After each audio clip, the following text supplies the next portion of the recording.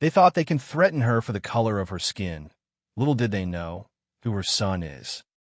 The late afternoon sun filtered through the lace curtains of Mrs. Evelyn Harper's modest home, casting delicate patterns across her worn but meticulously clean living room. At 72, Evelyn had lived long enough to know that trouble often came knocking when you least expected it, and today was no exception.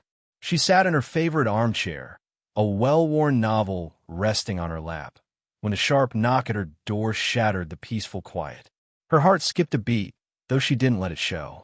Years of raising children alone in this neighborhood had taught her to carry herself with grace under pressure. Evelyn rose slowly, smoothing down her floral print dress as if preparing for battle. Through the peephole, she saw two uniformed police officers standing on her porch, their postures stiff and unwelcoming. Something about their presence felt off, too aggressive for a routine visit.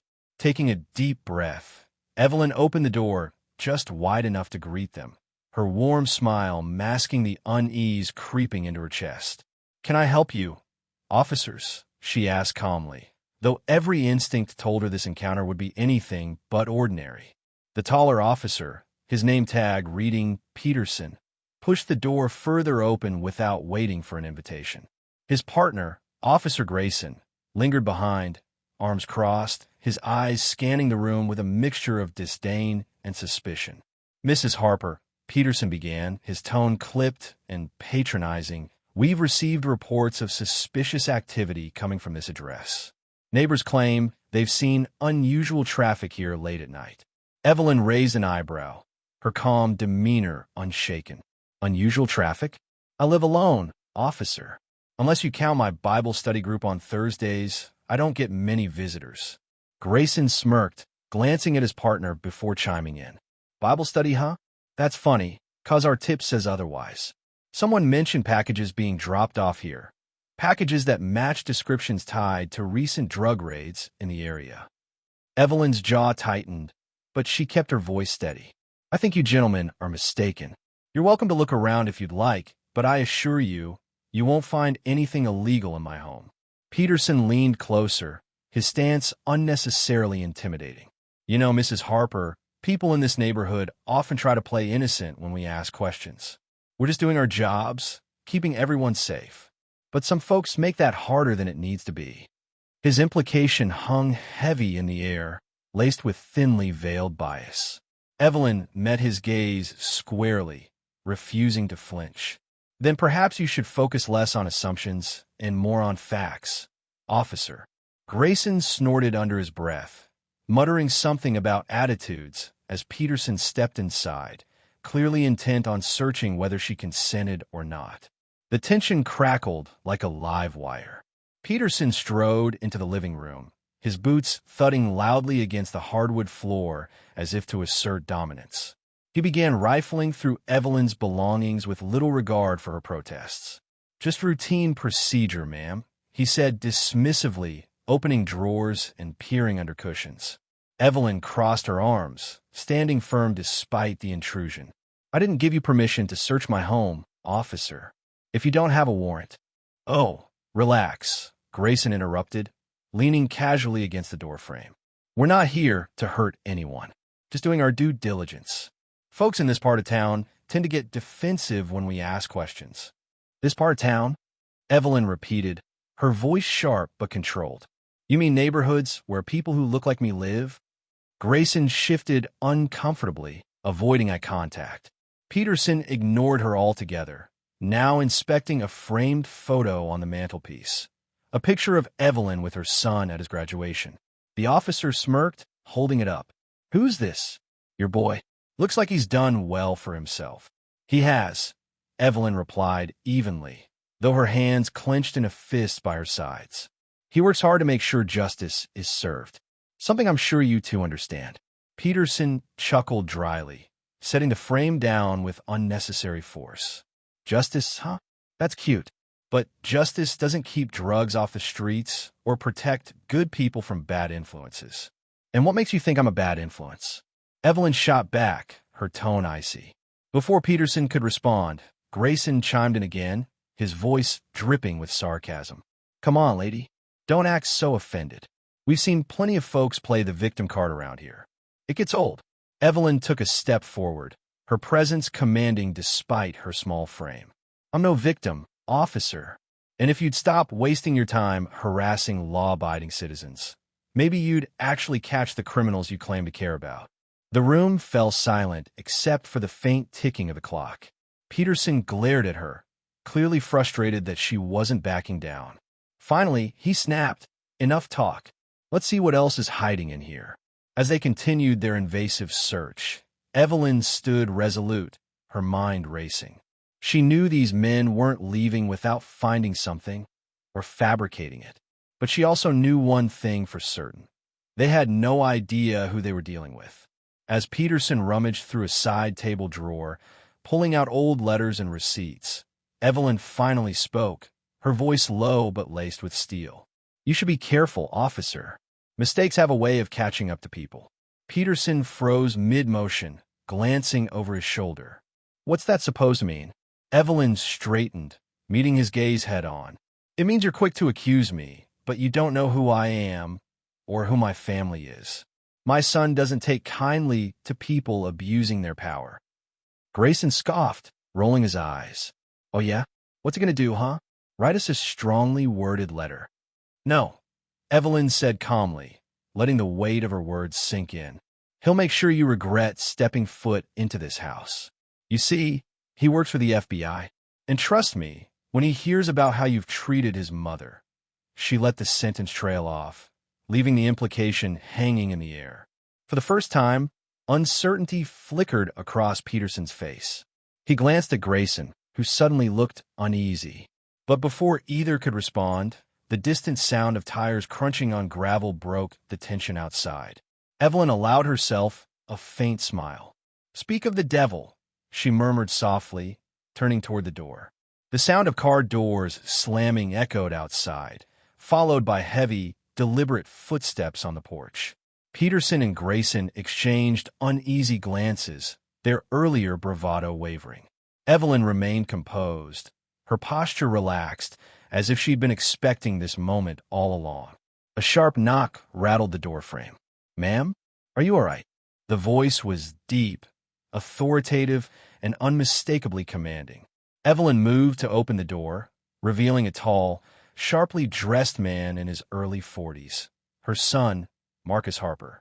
His tailored suit screamed professionalism, but it was the gold badge clipped to his belt that drew immediate attention.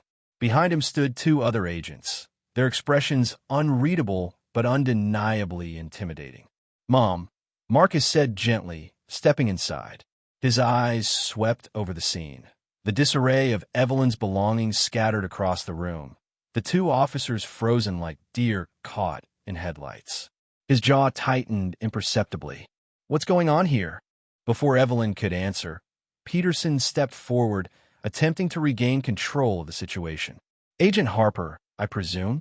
We're conducting an investigation into suspected illegal activity at this residence." Marcus raised an eyebrow, his tone deceptively calm. "Illegal activity? Care to elaborate?" Grayson chimed in nervously, clutching a notepad he hadn't used once during their search. "We received credible intel about possible drug trafficking tied to this address." "Standard procedure, sir." "Credible intel?" Marcus repeated slowly, his gaze piercing. He turned to Evelyn. "Did they show you a warrant, Mom?" "No," Evelyn replied evenly. "They just barged in and started tearing through my things." Marcus nodded, his expression darkening. Turning back to the officers, he extended a hand. "Let me see the report linking this address to any criminal activity." Peterson hesitated, sweat beading on his forehead. We're still gathering evidence, Agent Harper. This is preliminary." "Preliminary?" Marcus cut him off, his voice rising slightly. "You've ransacked my mother's home without probable cause or proper authorization. That's not preliminary. That's misconduct." Grayson tried to interject, stammering, "Look, we were just doing our jobs." "Your jobs?" Marcus shot back, his tone icy now. "Harassing an elderly woman based on vague accusations? Invading her privacy? Do you even realize who she is, or who I am?" He pulled out his phone, tapping rapidly before holding up a document for them to see. "This is my clearance level within the Bureau. And these," he gestured to the agents behind him, "are internal affairs investigators.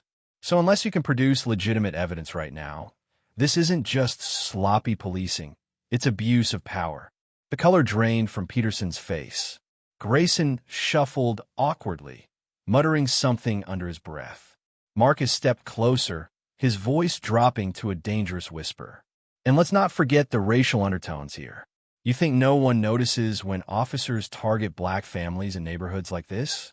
Trust me, IA will have plenty to say about that." Evelyn watched silently, her arms crossed, satisfaction flickering in her eyes. The tables had turned, and the officers knew it. The room was suffocating with tension as Marcus stepped further into the house, his presence commanding every inch of space. He turned to Evelyn, his tone softening momentarily. "Mom, go sit down. You don't need to deal with this." Evelyn hesitated, but nodded, retreating to her armchair where she could observe everything unfold. Her son's protective demeanor filled her with quiet pride, even as anger simmered beneath her calm exterior. Marcus pivoted back to Peterson and Grayson, who were visibly sweating now. "Let's get one thing straight," he began, his voice cold and measured. "I've spent over 15 years in the FBI rooting out corruption, misconduct, and systemic bias. What I'm seeing here, it's textbook harassment." Peterson stammered, trying to defend himself. "Agent Harper, we're not targeting anyone based on race. We had a tip. We followed protocol." "Protocol?" Marcus shot back, his eyes narrowing. "Where's your warrant? Where's your probable cause? All I see is two officers abusing their authority because they thought they could intimidate an elderly black woman without consequences." Grayson tried to interject weakly. "Sir, if there was a misunderstanding." "A misunderstanding?" Marcus interrupted sharply, advancing toward them. "You call ransacking someone's home a misunderstanding? Calling my mother a suspect without evidence? Making thinly veiled racist remarks about this part of town?" Both officers flinched at the accusation. Marcus pulled out his phone again, showing them a live feed from security cameras mounted discreetly around Evelyn's property. "Did you know my mom has surveillance? Every word you've said, every move you've made, it's all been recorded. And guess what? That recording is already en route to internal affairs." Peterson's face went pale. "Agent Harper, please. We can explain." "There's nothing to explain," Marcus snapped, cutting him off. "Your actions speak for themselves. But let me make something crystal clear. I don't tolerate injustice. Not against my family, and not against anyone else. If you think your badge protects you from accountability, you're dead wrong." He gestured to the agents standing by the doorway. "These are investigators from IA. They'll be taking statements from both of you.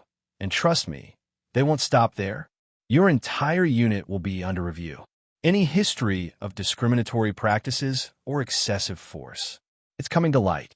Grayson looked like he might vomit. "We didn't mean any harm." "Didn't mean harm?" Marcus repeated incredulously. "You disrespected my mother. You violated her rights. And worst of all, you did it because you assumed no one would hold you accountable.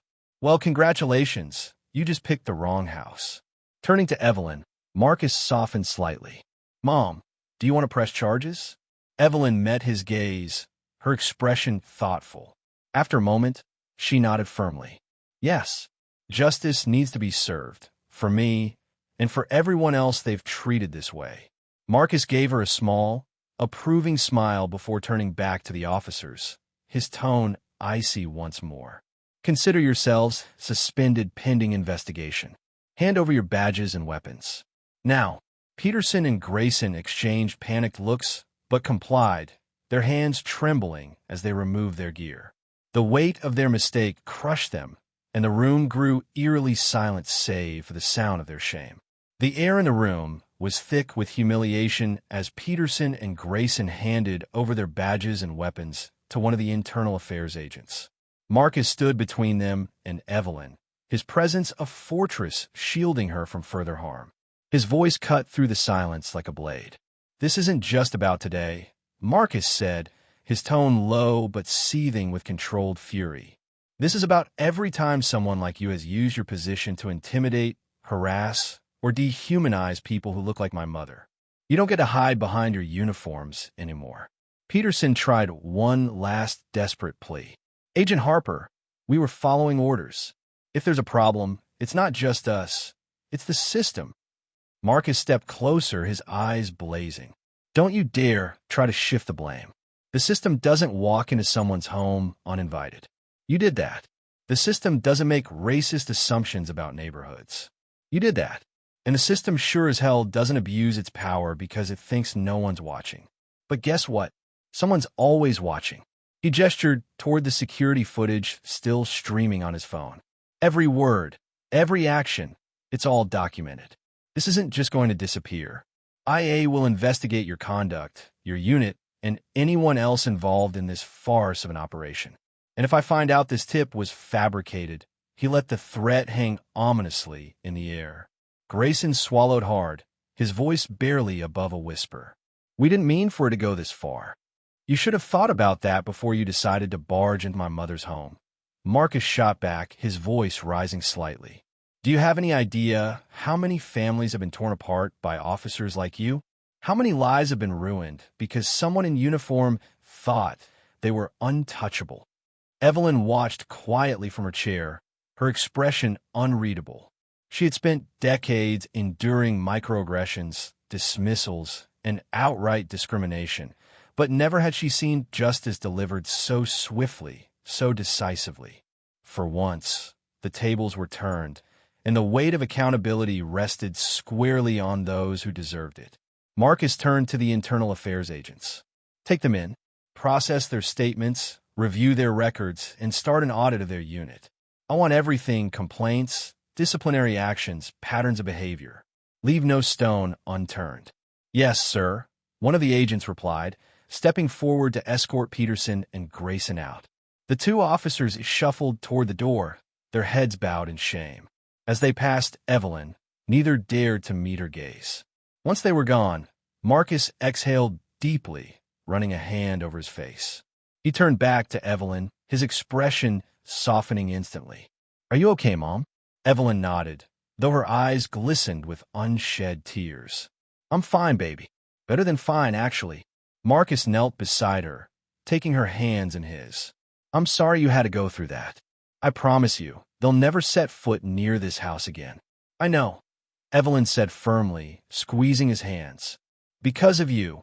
For a moment, the two shared a quiet understanding, a bond forged not just by blood, but by resilience and love. Then Marcus stood, glancing around at the disarray left behind. Let's clean this up, he said gently, and then we'll figure out what comes next. As Evelyn rose to help him, she felt something she hadn't allowed herself to feel in years. Hope. Hope that maybe, just maybe, things could change if enough people refused to stay silent. The house slowly returned to its former order as Marcus and Evelyn worked together to tidy up. The scattered papers, overturned cushions, and open drawers were methodically restored, each item placed back with care. Yet, despite the physical cleanup, the emotional weight of the day lingered in the air. Marcus paused mid-task, his hands resting on the edge of the dining table. Mom, I need you to tell me everything they said before I arrived. Every detail matters for the investigation. Evelyn nodded, leaning against the chair opposite him. She recounted the encounter, their aggressive demeanor, the thinly veiled insults about her neighborhood, their refusal to listen when she questioned their authority. As she spoke, Marcus listened intently, his jaw tightening with each revelation. They thought they could walk all over you, he muttered, shaking his head. But they underestimated who you are and who we are as a family. Evelyn smiled faintly, pride shining in her eyes. I wasn't scared, Marcus. Not really. Deep down, I knew you'd handle it. That's why I mentioned your name, to remind them that power isn't one-sided. Marcus chuckled softly, though there was no humor in it. Well, let's hope this serves as a wake-up call. Not just for them, but for anyone else who thinks they can abuse their badge without consequences. As they finished cleaning, one of the internal affairs agents reappeared at the doorway. Agent Harper, we've secured the officers and begun processing their statements. Preliminary findings suggest this wasn't an isolated incident. They've had multiple complaints filed against them in the past, many involving minority households. Marcus nodded grimly. Good. Make sure those cases are revisited. If they've been allowed to operate like this unchecked, then the rot goes deeper than these two men. Yes, sir, the agent replied. We'll also be reviewing departmental policies to ensure proper oversight moving forward. Thank you, Marcus said, dismissing the agent with a curt nod. Once they were alone again, Evelyn sighed heavily, sinking into her armchair. It's exhausting, isn't it? She murmured, more to herself than to Marcus. Having to fight for dignity every single day. Marcus knelt beside her, placing a reassuring hand on hers. You shouldn't have to fight alone, Mom. But I promise you, you won't have to anymore. I'll do whatever it takes to make sure this never happens to you or anyone else again. Evelyn squeezed his hand, her voice steady. You already have, baby. Today proved that justice is possible if we stand firm. Now it's up to us to keep pushing for change. The room fell quiet, save for the soft hum of the evening breeze through the curtains. Outside, the sun dipped below the horizon, painting the sky in hues of orange and purple, a reminder that even after darkness, light always follows. As night settled over the neighborhood, Marcus sat across from Evelyn at the kitchen table, a steaming cup of tea between them. The house was quiet now, the chaos of the day replaced by a sense of calm determination. You've always taught me to stand up for what's right, Marcus said softly, breaking the silence. Today, I just try to live up to that lesson. Evelyn smiled, her eyes glistening with pride. You did more than that, baby. You reminded me why I raised you the way I did, with courage, integrity, and faith in something bigger than yourself. Marcus leaned back in his chair, exhaling deeply. It's not enough, though. What happened here today, it's not an isolated case. It's a symptom of something much larger. And as long as systems like this exist, people like you will still be vulnerable. Evelyn nodded thoughtfully. Change doesn't happen overnight, Marcus. But it starts with moments like this, with standing firm when others try to push you down. If we can inspire even one person to speak out or demand better, then today wasn't in vain. He reached across the table, taking her hand in his. I'll make sure their actions don't go unpunished, Mom. Not just for you, but for everyone who's ever felt powerless against injustice. I know you will, Evelyn replied, her voice unwavering. But remember this, justice isn't just about punishing wrongdoers. It's about building a world where no one has to fear those meant to protect them. That's the legacy I want us to leave behind. The two shared a long, meaningful look, their bond stronger than ever. For Evelyn, the day had been a testament to resilience, a reminder that even in the face of hatred, love and truth could prevail. For Marcus, it was a call to action, fueling his resolve to dismantle the systemic inequities he'd dedicated his life to fighting. As they sat together under the warm glow of the kitchen light, the weight of the day began to lift. Outside, the stars emerged one by one, scattered across the vast sky, a symbol of hope amid darkness. And in that moment, both mother and son knew. The fight wasn't over, but neither were they. Have you ever been in a situation where someone tried to mistreat you or take advantage of you? We would love to hear your stories and how you handled it. Share your experiences in the comments below. If you enjoyed this and want more content on inspiring Black Stories channel like this, please like, subscribe, and hit the notification bell. Thanks for watching, and remember, real courage is not being fearless, but acting in the face of fear.